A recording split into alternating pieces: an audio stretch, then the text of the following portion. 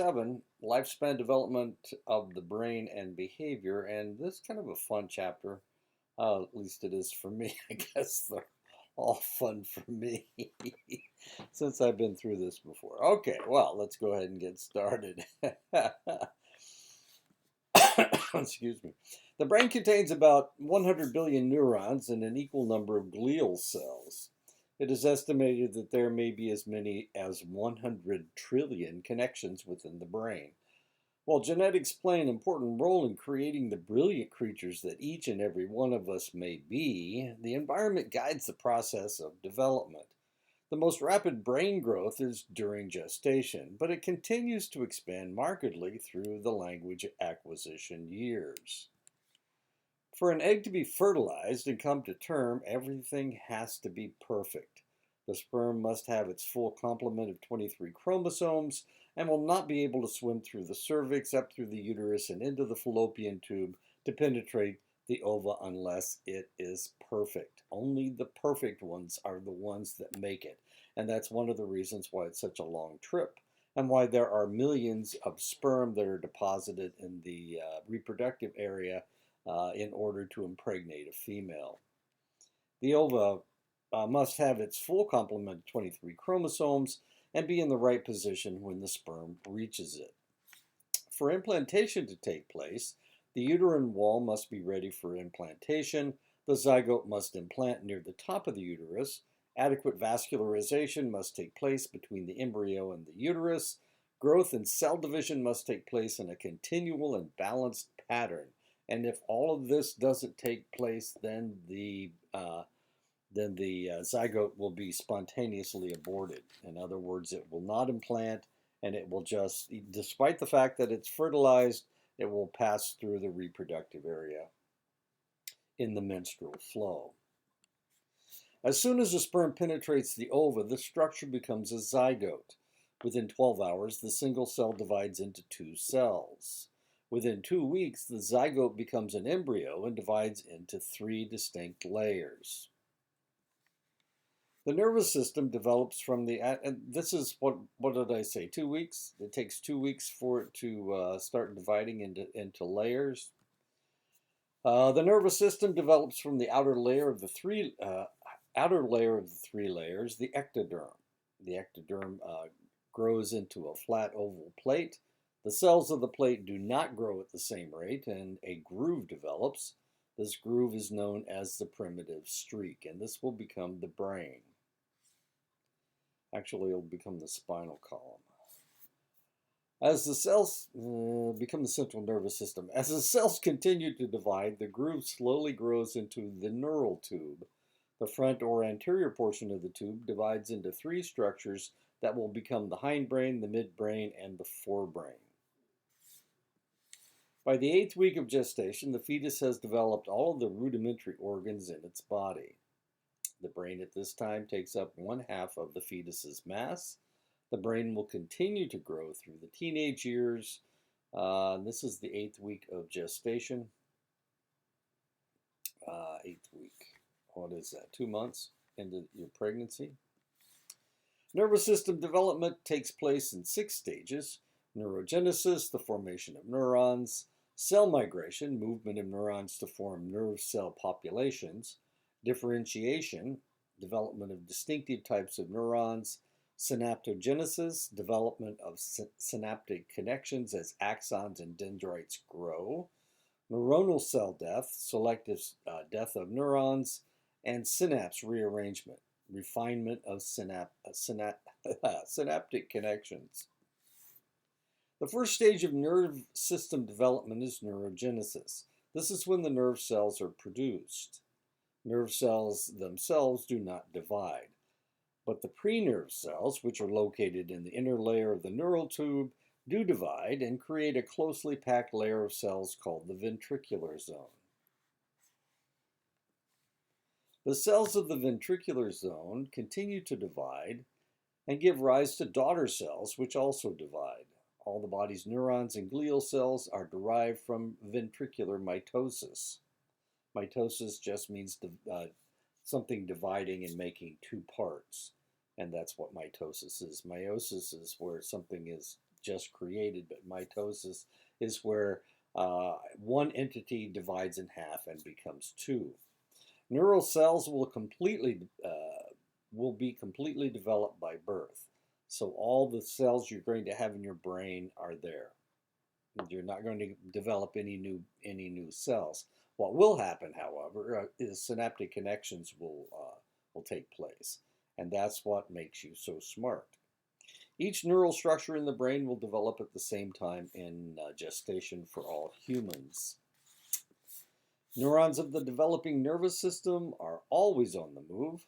During the cell migration stage, the cells of the ventricular layer begin to move where they will end up. In humans and other primates, by birth, all the neuronal cells will have found their way to where they will always be. Some neurons will creep down glial cells known as radial glial cells. Neurons can either move down the glial cells or jump from one to the next. This migration is guided by various chemicals called the cell adhesion molecules. The cerebrum is formed by wave after wave of neurons till the entire cerebral cortex is formed. Once the preneuronal cells reach their destination, genes in the cells begin to make the proteins that are required by neurons. At this point, the neurons begin differentiating into the distinctive neurons of the region that they are in. Most neuronal cells differentiate through induction. They take on the task of all their neighboring cells. Some cells are undifferentiated cells and will differentiate into any cells that they are close to. And these are known as stem cells. And this is one of the reasons why stem cell research is so important, because sometimes breaks occur, sometimes damage is done by various things, chemicals or whatever, and we need to replace those connections, but we can't because we have no way of creating those cells. But if we use stem cells, potentially, of course, we can reconnect tissue. The tissue that I'm talking about primarily is if somebody has damaged their spinal column and is paralyzed, potentially we can use stem cells. We can implant stem cells into the area that's damaged, and they will repair the damage. And they will reconnect the portion that is broken. So what's the problem? The problem is that it's difficult to find stem cells. It's difficult to be able to acquire them. Stem cells, we have been able to identify fetal stem cells, but other than that, it's a little bit more difficult developing stem cells. And by law, we're not allowed, people in the United States, researchers in the United States aren't allowed to use fetal stem cells in research. So we're kind of at a disadvantage. Other nations are doing stem cell research.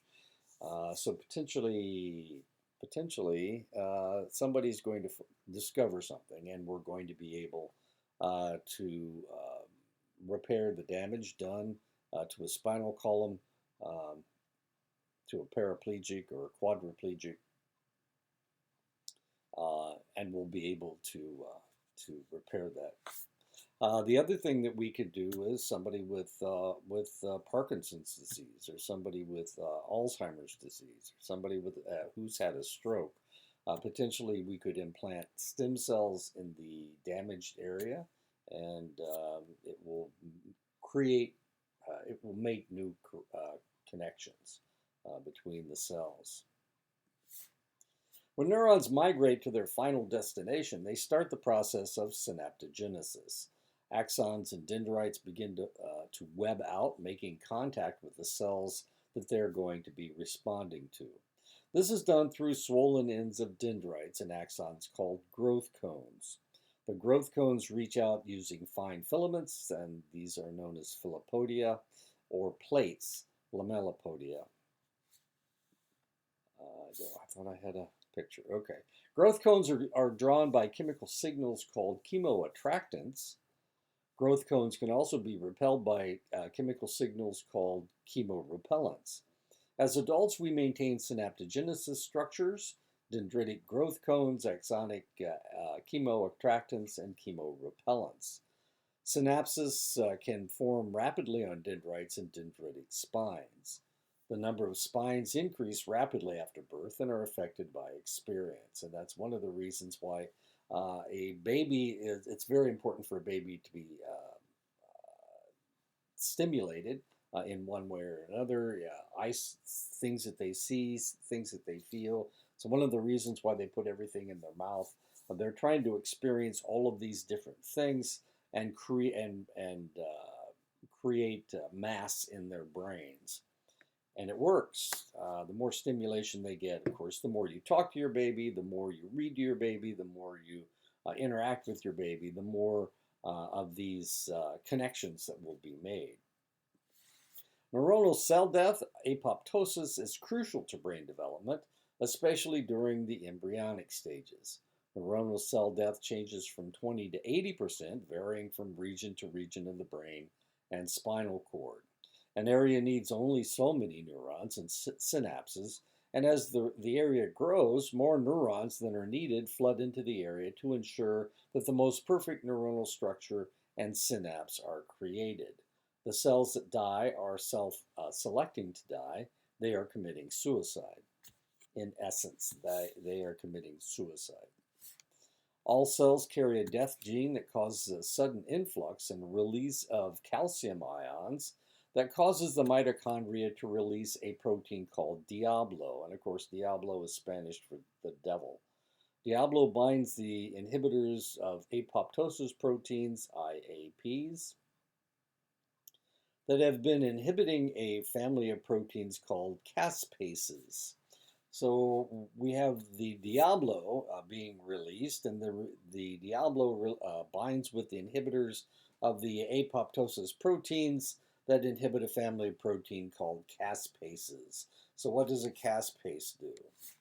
The caspases are proteases or enzymes that dissolve protein. The caspases break down the protein and the DNA of the neuron.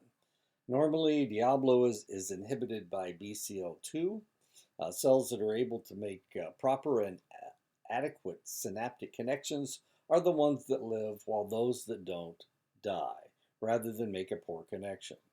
Chemicals that enable proper growth are called neurotropic factors. And of course, this is why we are the brilliant, and this is why we can dance, and this is why we have brilliant thoughts, is because all of this has taken place. The neurons that would have confused us, that would have made us be clumsy, all of those neurons have gone away. They have been destroyed. And the reason they were destroyed is because they weren't perfect connections, and they self-destructed. This is a joke, not very funny. Integrating signals hinting at his obsolescence, George undergoes apoptosis and his brain explodes. His head explodes. Scientists have discovered a substance that promotes the growth of spinal ganglia that they call nerve growth factor. If a technique could be developed to use nerve growth factor effectively, spinal injuries could be repaired back to normal function. But we haven't figured it out yet. With time and experience, some synapses disengage and other synapses are formed. This process is especially prevalent during cell death in the area, refining the remaining synapses to provide optimum connections. This is why if you don't use it, you lose it. So anything that you have been doing throughout your life, if you stop doing that, like riding a bicycle, I have a saxophone up there that I haven't played since I was 18 years old.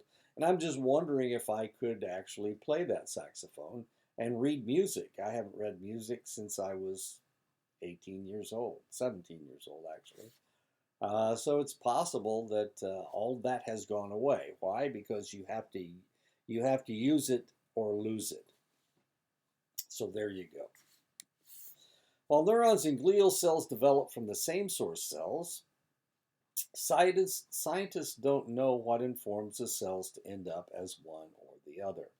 While neuronal growth takes place almost exclusively before birth, Glial cells have their greatest growth surge right after birth and continue to grow throughout life. The glial cells provide myelin for the axons of the neuron. The myelin protects, feeds, and accelerates the electrical response on the neuron. Myelination allows people to walk with coordination and the brain to process information rapidly. Multiple sclerosis is an autoimmune disease that affects select individuals. The condition allows the immune system to attack the myelin of the neurons and leave gaps in the structure that slows the neuronal response. Intrinsic factors in the development of the nervous system deal with genetic factors that allow for proper development. When genetic aberrations occur, it can cause abnormal brain development. Tay-Sachs disease causes a destruction of neurons that eventually results in death. It has been identified as a flaw on the 15th chromosome. Down syndrome causes intellectual disability and body abnormalities. It has been identified as an extra chromosome on the 21st pair. Extrinsic factors include malnutrition, fetal alcohol syndrome, hypoxia-induced intellectual disability. Hypoxia means not enough oxygen. So if while the baby is being born, if it tries to breathe before it comes through the birth canal, then potentially it will become hypoxic. In other words, it's not getting enough oxygen to its brain. If for some reason the umbilical cord is pinched off or wrapped around the baby's neck, which is not that uncommon, if they can figure this out before the baby starts coming through the birth canal, then what they will probably do is a cesarean section to get the baby out as quickly as they possibly can. So that's what hypoxia is. Hypoxia is lack of oxygen. When somebody's strangled to death and then their airway is blocked off, the reason they die is because of hypoxia. Okay. The sum of the intrinsic factors are referred to as the genotype. The genotype plus the extrinsic factors represent an individual's phenotype. So your phenotype is what we see. The genotype, we potentially don't see all of it. We do see some of it, but not most of it. There are things that are hidden, and that is your genotype. It's mostly your hidden information. When I was working in the laboratory and I was cross-matching blood, one of the things that we have to look for, we have to make sure that there is nothing hidden that will cause the individual to have a reaction to the blood. So one of the things that we have to do, I mean, it's easy to match A and A, or O and O, or B and B, or AB with AB, but the problem is that there are other factors that you have to look at, and those are primarily the genotype. And of course, if the genotype doesn't agree with, if one person's genotype doesn't agree with another person's genotype, then we may get a negative reaction where the blood will clot. And of course, if the blood clots, then you can have a stroke. It can cause a blood clot in your lung. It can cause a blood clot. Usually they get stuck in your kidneys. And now we got a problem. Now we've got a really serious problem. So cross-matching blood is really, really important. So it's kind of scary when you do it. You got to make sure you do it, even if they want the blood fast. You gotta tell them it'll be done when it's done, and it just takes time. You got to let the serum sit with the red blood cells to see if there's any genotypic um, problems. You got to mix it with a substance that accelerates the process. I can't think of what the name of that substance is, but we have to mix it with this substance. Accelerates the process so you can cross-match the blood faster. And it also causes it's more likely to cause a reaction if there is a reaction to be had. Anyway, yeah, it's kind of interesting. I remember one night we had a bleeder up on the ICU, and I was cross-matching blood all night long. It was just one unit right after the other, and you can run more than one unit at a time, but you got to be really organized in order to do that. And I guess I was organized. He survived. I probably cross-matched thousands of units of blood. When mutations take place in a species' genetic history, the mutation must often create a maladaptive circumstance. But on the rare occasion when the mutation is actually useful to the species, the mutation will be reproduced in the offspring. Experience is an important factor in brain development. The human brain is only one-fourth its adult size at birth, yet few new neurons are added. The reason for the exceptional growth is due to the dendrite growth and myelination. Dendrite growth and myelination are induced by experience with the various muscles and sensory organs of the body. One form of extrinsic stimulation causing a problem is amblyopia. Also called walleye and lazy eye, children with the problem have a misalignment of the balance of their binocular vision. If left untreated by age 7 or 8, the suppressed eye will totally blind. This happened to my niece. Was it my niece? It was my. She's my great niece, I guess. Her mother was really lazy, and she used to keep her quiet so that she could do whatever it was that she wanted to do. She'd lay the baby down on the couch with its head on the pillow, and then she'd turn on the television.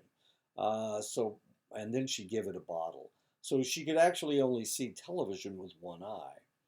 It was the eye that was on top, and usually she laid on her right side, so her right eye didn't get the same stimulation that her left eye did. So she developed this walleye. Now, eventually, because this was taking place over time, and nobody would tell my niece that she was being an idiot and not to do that anymore, she developed such a serious problem that they couldn't repair it. There was just no way that they could anything that they could do. So she's actually blind in her right eye because her mother did this to her, or with her, or for her. Her neck. That was her oldest child. Her next child wouldn't lay down, so she couldn't destroy the baby's right eye. Anyway, she had 4 kids, and they're all messed up. But that's just because I have a kind of a screwed up family. Anyway, she used the television as a babysitter and blinded the kid's right eye. While treatment in childhood will result in perfect vision, when the problem is corrected in adulthood, the eye does not gain acute vision. And that's what's happened with this young gentleman. And she's got the same problem. Because this is because when the problem is allowed to remain the same over time, the neural connections in the brain from the weak eye are not as intricate, and that's what happens. So despite the fact that both eyes can do the same thing, the one eye is weaker than the other. And probably, this isn't a really old picture, probably this individual would wear glasses. One of them is very strong and the other one would be very weak.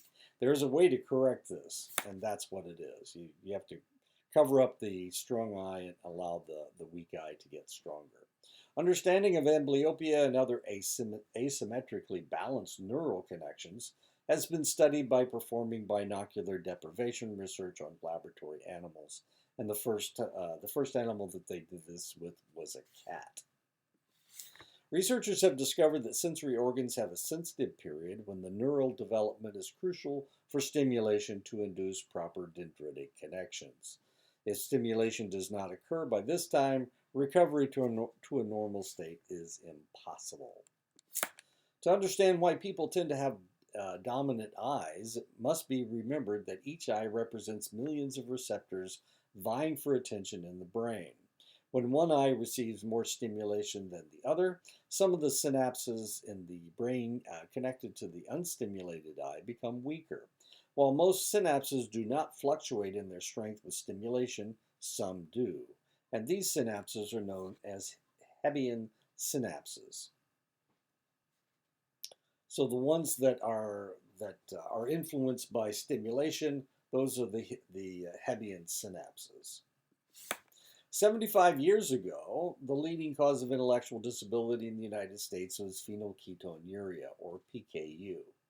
2% of the population carries the recessive gene. The gene controls the enzyme that breaks down phenylalanine, an amino acid in protein. Because the enzyme does not break down the phenylalanine, a toxic level collects in the brain and destroys brain cells. This is a really serious problem. 2% of the population carry this recessive gene. So if you marry somebody that looks like you and you have a baby and you're one of these 2% of the population, the probability is that because they look a lot like you, their hair is the same color, they come from the same country of origin, there's a great possibility that you have this problem, that you will create a child with this problem. Now, the reality is that most PKU babies are Caucasian. So there you go. You can take that one to the bank if you like. Williams syndrome is a relatively rare genetic abnormality that causes neural and facial abnormalities as well as mild intellectual disability. Research indicates that Williams syndrome is caused by an incomplete chromosomal structure on the seventh chromosome. These individuals have normal linguistic ability but difficulty in learning by observing. Individuals with Williams syndrome have very characteristic facial features. They have broad foreheads, small eye openings, low nasal bridge, nostrils that point forward, long area between the nose and the upper lip, full cheeks, and large downturned mouth. And this is the difference between somebody with Williams syndrome and somebody who is normal. As you can see, the cerebellum is much larger in the individual with Williams syndrome. This is the visual portion of the brain, and it has been pushed out by the size of the cerebellum. Everything else is relatively normal as far as I can see. Anyway. Genetic disorders and nervous. Oh, this is people with Williams syndrome. As you can see, they have very similar facial features. These are three people. This is a male that we saw, and they could all be related to one another, but they're not, of course. Down syndrome is a condition caused by the addition of an extra chromosome among the 21st pair of chromosomes. This abnormality can cause mild to severe intellectual disability and various physical anomalies, such as heart malformations and brittle arteries, that lead to a shortened life expectancy. Trisomy 21 is more prevalent in older women, probably because of the age of the ova. The research shows that individuals with trisomy 21 have abnormal formations of their dendritic spines, making it more difficult to learn. And here we have trisomy 21. You can see everything else is a paired chromosome except the 21st pair. And as you can see, you know, we can talk about this all you like, but these two chromosomes look a lot more similar than that one. That's probably the male's chromosome, and that's the female's two chromosomes, unfortunately. And as we look at these, we can see the difference. There are differences between these chromosomes. We can see the difference between those. You know, the male, female, male, female, male, female. You can see the difference. But not those guys. These two look alike, but that one don't look at all. Doesn't look the same. So it was the mother's chromosome, the extra chromosome. The most frequent form of inherited intellectual disability today is Fragile X syndrome. The DNA of this select chromosome seems more pinched and fragile, more likely to break off. The real problem seems to be an excessively repeated trinucleotide that is in abundance 4 times normal, thus causing the extended appearance of the chromosome. And there is the fragile part of the X chromosome. So what are we talking about? It's an X chromosome. We're talking about the mother's chromosome because it can be male or female. And this is a female with fragile X because we have 2 X chromosomes, no Y chromosome. Genetic disorders in nervous system. Females tend to not be as severely disabled as males are. Males are more disabled because they can't cancel out. The Y chromosome is much smaller than the X chromosome, so they can't cancel out any of the negatives from the X chromosome. Female chromosomes, of course, there's 2 X's and they match up. This is and they're more likely to cancel out all of the problems, a lot of the problems that the individual has. And this is the problems that people with Fragile X have. They have their head is normally structured, but they have a broad forehead. They have elongated faces, large prominent ears, strabismus. Their eyes tend to be crossed. Highly arched palate, so it's very deep inside their mouths. Hyperextensible joints, hand calluses from self-abuse where they rub their hands together. Pectus excavatum, there's an indentation in their chest, and it also impairs their breathing to some extent. Mitral valve prolapse, they have a benign heart condition. Enlarged testicles if they are a male. Hypotonia, low muscle tone, soft fleshy skin, flat feet, and they tend to have seizures in about 10% of the people with Fragile X syndrome. And this is a male and a female with Fragile X. I think they're brother and sister, if I'm not mistaken. About 40% of children born to alcoholic mothers show a distinctive profile of anatomical, physiological, and behavioral impairments known as fetal alcohol syndrome. I just killed the fly. Children suffering from FAS show stunted growth and select facial anomalies. They tend to have a small brain, as we saw here. This is a baby with FAS. This is a normal baby. And as you can see, there aren't as many gyri and sulci in the FAS baby as there is in the normal baby.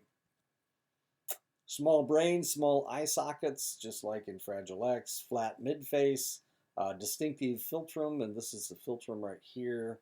They don't have one. It is flat across their upper lip. Thin upper lip, small chin, short nose, lowered ears, low nasal bridge, epicanthic folds on the eyelid. Epicanthic fold is just a mass of fat behind the eyelid. Epicanthic folds, people of Asian descent tend to have epicanthic folds. And it's just a fat pad inside their eyebrow or eyelid. And it makes their eyes look more almond shaped than round. One of the things that Japanese women are doing now is getting that epicanthic fold taken out of their eyes so that their eyes look round.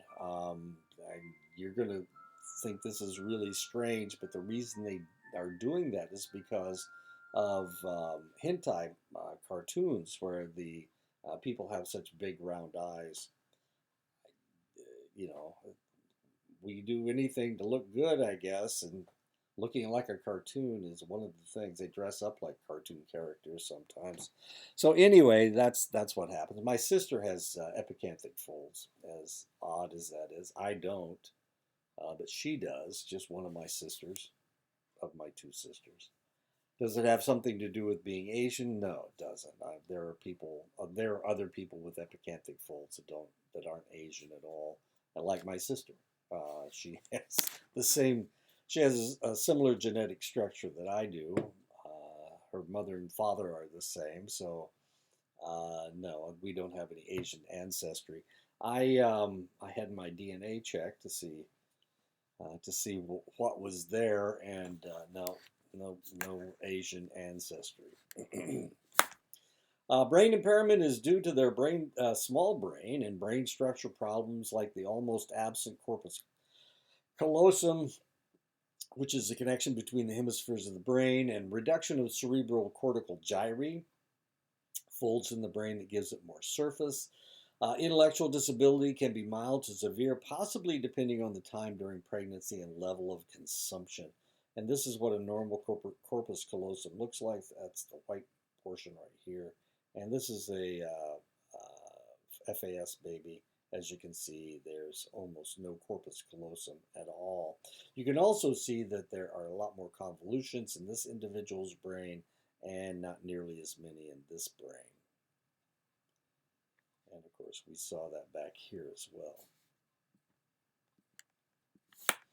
Besides intellectual disability, children with FAS also showed neurological abnormalities such as hyperactivity, irritability, and tremulousness. So it looks like ADHD, but it's not. Studies also seem to indicate that marijuana may have the same effects as alcohol. So there you go. Don't smoke pot during pregnancy. Autism spectrum disorder is a lifelong developmental disorder that is characterized by slight to severe social impairment and language. 70% of children with autism spectrum disorder develop poor language skills, rarely getting beyond monosyllabic responses and echolalia. ASD doesn't have to correspond with any mental deficiency, but the lack of social interaction may impair the diagnosis. Normally, when an individual meets a stranger, they scan the faces for recognition and potentially put this information in their long-term memory. However, individuals with autism show brain scans where they seek no recognition and therefore have a difficult time making new acquaintances. Autism spectrum disorder seems to have something to do with brain organization. Practically all information is organized differently from a normal control. Autism spectrum disorder seems to affect from 1 to 2 children per 1,000. It is far more common among male children than female children and seems to run in families. And that probably has something to do with the X and Y chromosome. Two X chromosomes matching up, it's more likely that it will cancel out a problem on the X chromosome. But if it's a Y chromosome, it's not going to do that. Various areas of the brain show abnormalities among autism spectrum disorder children, including the corpus callosum. Autism spectrum disorder, formerly called Asperger's syndrome, seems to be a less severe form of autism spectrum disorder, where the individual does not suffer from language deficits but has problems with social interactions. As people age, there seems to be a steady decline in brain size that begins as early as the 30s and begins to accelerate after age 45. Oh, geez, that was almost 30 years ago. However, the degree of decline seems to vary from individual to individual, from barely to evident to exaggerated. Yet brain expansion seems to continue to occur, as is evidenced by the presence of growth cones in the frontal lobe, even in the oldest individual. So you can still learn new things even if you're in your hundreds. As an individual enters their 5th decade, their hippocampal formation begins to shrink. The supratemporal gyrus also loses volume. In fact, most areas of the brain begin to lose volume, and that's just normal aging. Now, one of the things that we have discovered, and this is with some of the original Alzheimer's research, is that the more intellectual stimulation you get throughout your life, the less pronounced Alzheimer's tends to be. They were looking at a group of nuns in Wisconsin. And what they discovered was the ones that taught into their 70s and 80s, these individuals didn't develop Alzheimer's disease. The individuals that were doing common things like making bread and milking cows and whatnot, that had no very little intellectual stimulation, they developed Alzheimer's disease at a relatively young age.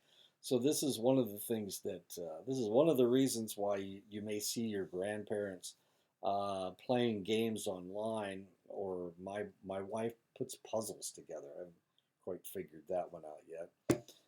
But and I teach, so I am trying to stay away from the Alzheimer's train and trying to keep my memory intact.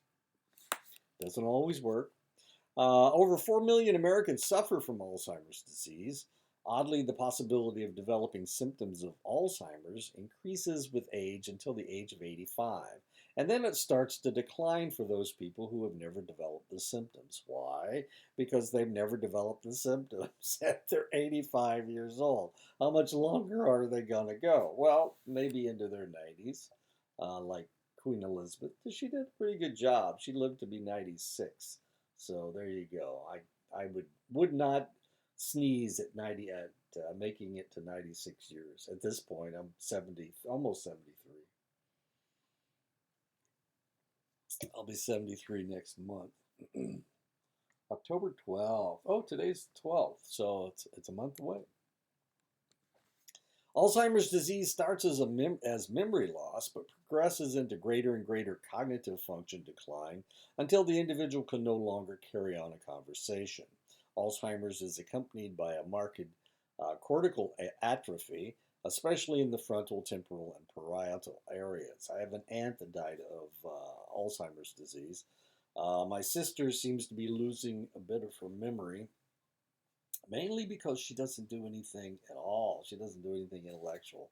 She plays that strange game on Candy Crush on Facebook or something. I don't know. She keeps trying to get me to play the game. Well, I don't have time to play those stupid games.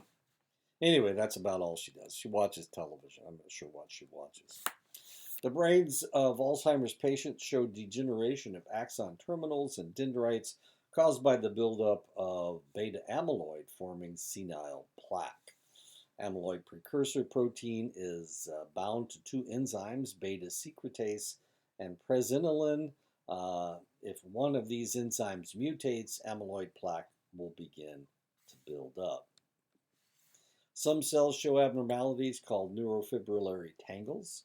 These are tangles of the neurofilaments that are produced in abundance in the presence of the protein tau. Another gene mutation may allow Alzheimer's disease. APOE4 is supposed to break down the amyloid plaque, but is less efficient than the APOE2 or APOE3. So this is early onset Alzheimer's, APOE, people with APOE4. With both amyloid plaque and neurofibrillary tangles clogging the former functional neurons of the brain, the basal forebrain nuclei die, the cells that produce acetylcholine. The memory function of the brain dies with them. And I'm going to show you two videos dealing with Alzheimer's. Yes, I am.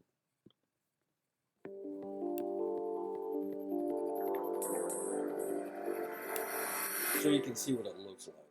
Well, my memory, I think, is good. I think it's good. But I mean, I know telephone numbers and my car and everything else. But sometimes it gets blurry.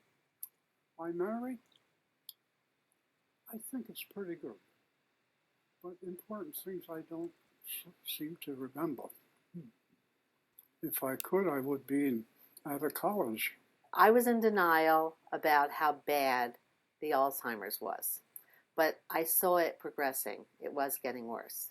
He was sleeping more and more. He was just like out of it sometimes. My dad was able to do everything, and now he's able to barely care for himself.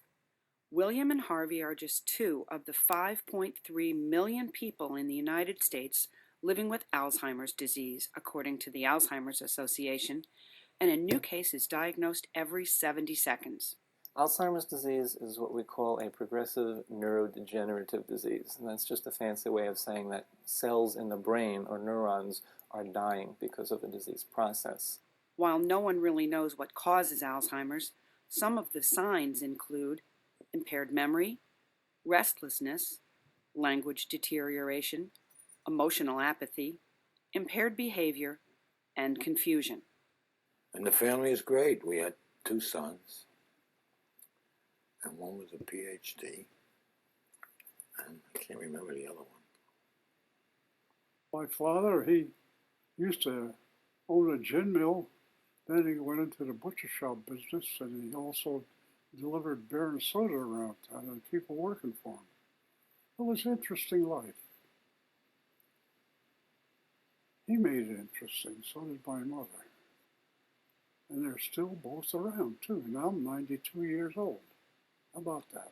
If memory changes lead to real functional problems, people are not recognizing people that they've known for years. People are forgetting how to get to places they've gone to for years, or people just aren't able to remember things that they used to be able to remember, to the point that it's affecting their ability to live their life, to carry out their daily tasks. That's when it's time to seek the help of a professional. That's when Linda decided she needed some assistance. People would come to the house and he would just let them in. Strangers, perfect strangers, he would let into the house. And they would stay for hours. And I would worry that they'd be walking around my house, checking it out for later, or possibly taking things. Or I didn't know, he was signing contracts for services that we didn't need. Now Linda takes Harvey to a special day center for Alzheimer's patients, where he spends time with his new friend William and a dozen other patients. Both men are living more stimulating lives as the day center helps them to adjust to their future. Yay. Okay. Let's look at the other one.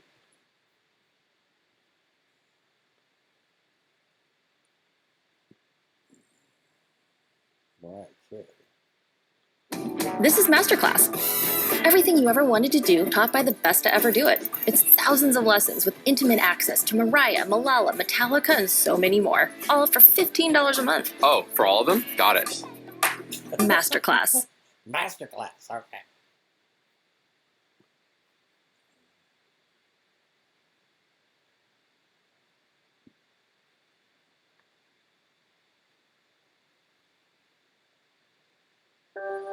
The human brain is a remarkable organ.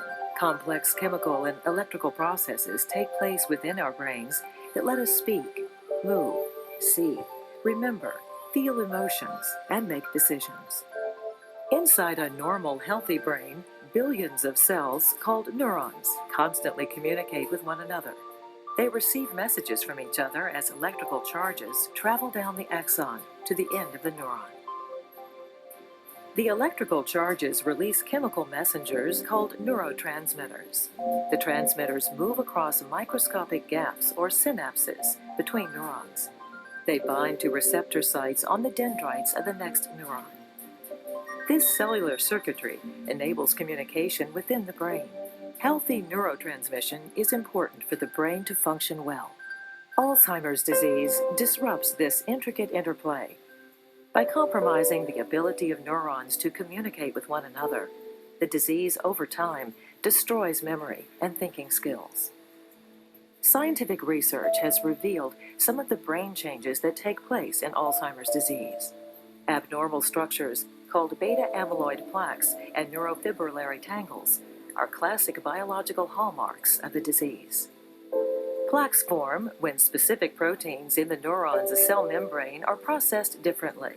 Normally, an enzyme called alpha secretase snips amyloid precursor protein, or APP, releasing a fragment. A second enzyme, gamma secretase, also snips APP in another place. These released fragments are thought to benefit neurons. In Alzheimer's disease, the first cut is made most often by another enzyme, beta secretase. That, combined with the cut made by gamma secretase, results in the release of short fragments of APP called beta amyloid.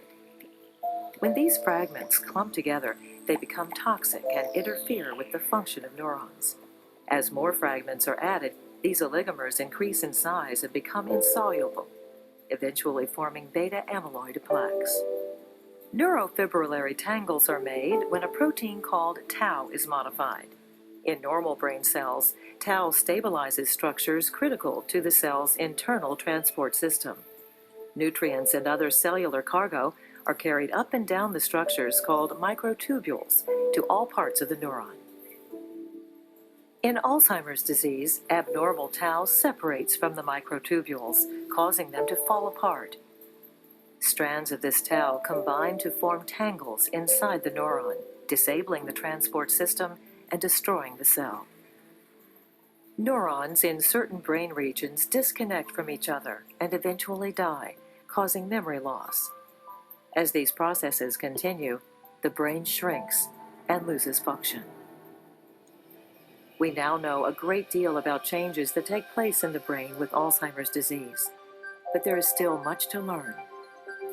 What other changes are taking place in the aging brain and its cells?